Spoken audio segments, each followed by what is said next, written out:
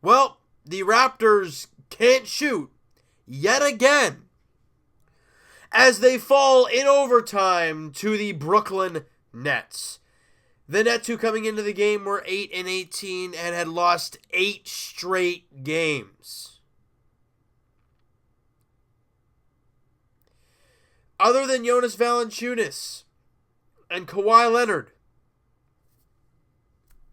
and you can throw in Pascal, didn't he have 12? He had 16.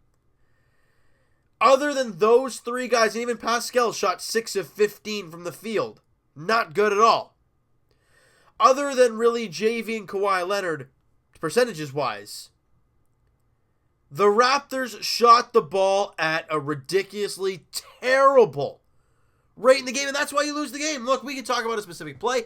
We can talk about a specific switch. We can talk about a specific, substitution. Oh, Nick Nurse should have put this guy in for this guy. In the end, the Raptors shot a total of 39% and was 31% from three. For the second game in a row, I guess technically they shot 43% in the last game. But for the entire game, you only shoot 39% and 31% from three, 11 for 35. And guys, we talked about it in the last video. The rebounding against the 76ers was actually pretty good. We're like, all right, we heard about Nick Nurse's coaching drills about rebounding, all that kind of stuff. Yeah, that went right out the window pretty darn quickly in this game. Raptors were minus 19 on the glass and minus 10 in the offensive boards. Horrendous.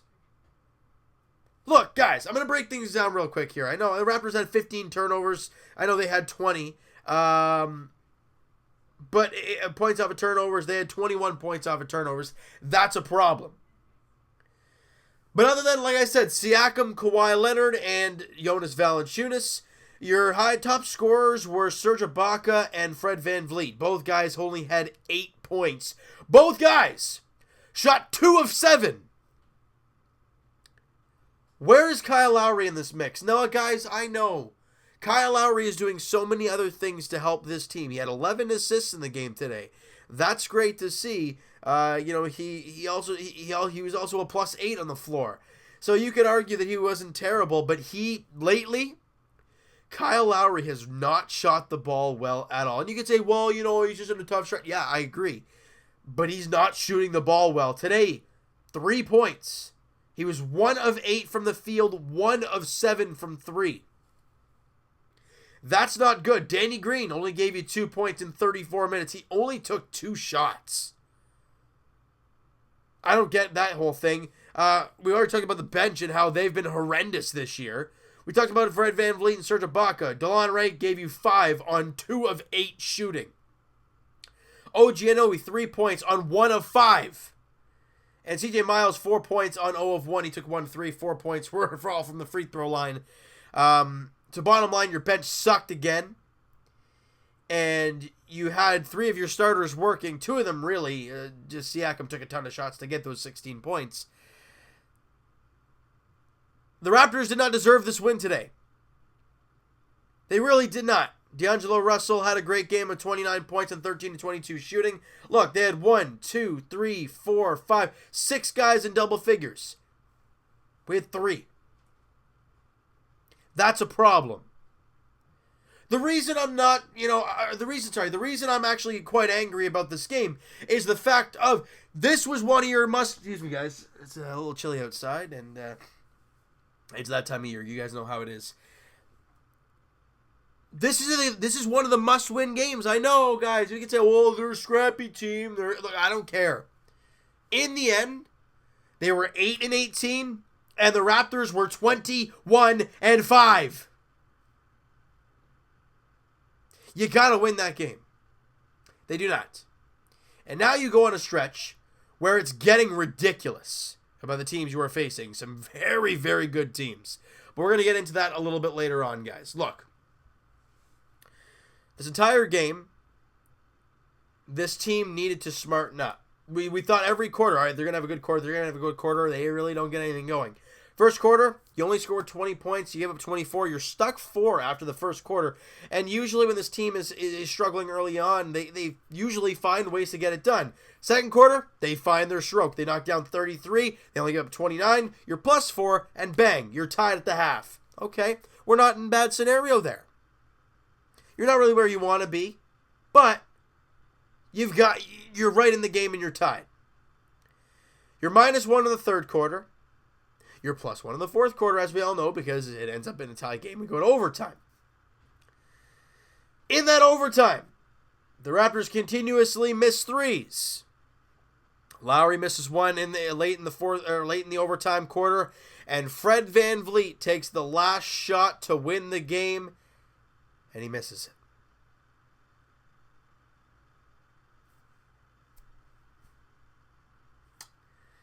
It sucks, guys.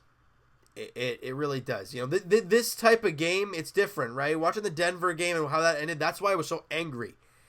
Today, I'm just disappointed. I'm upset. Now, I get it. The team's 21-6, and why am I getting all upset and everything?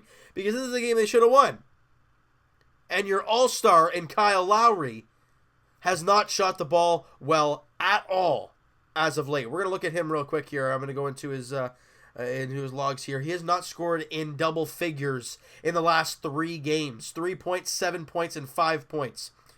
And the one game he did, he had 10 points. Then he had 24. He had 12, 15, 21. So then he was back into it. He has triple-double against Atlanta. Lately, Kyle Lowry has not shot the ball well whatsoever. Now, I'm kind of glad he's having this stretch now and not in the postseason. But he's got to be better.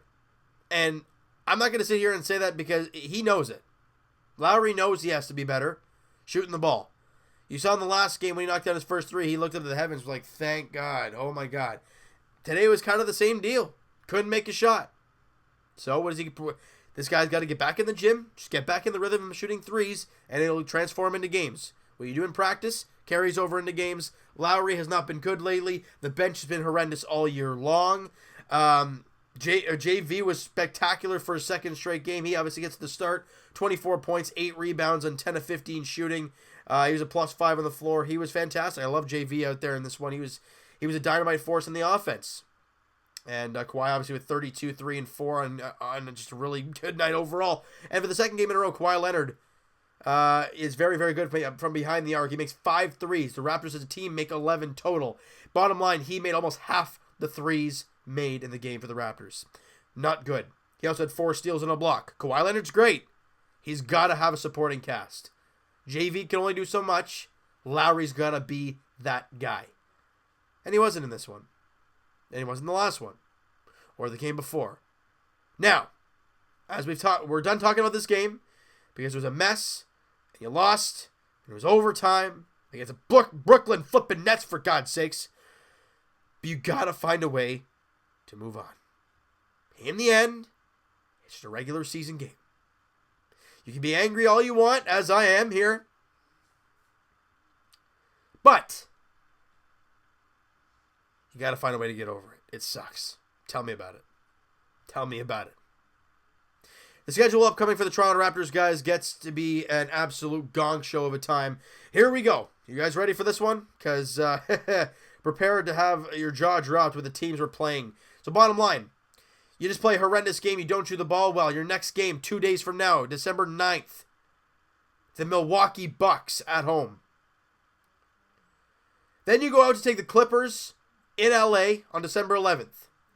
Then on the 12th, my birthday may I add, on the back-to-back in Golden State. Great. Happy birthday to me. Holy smokes. You got Golden State in Golden State.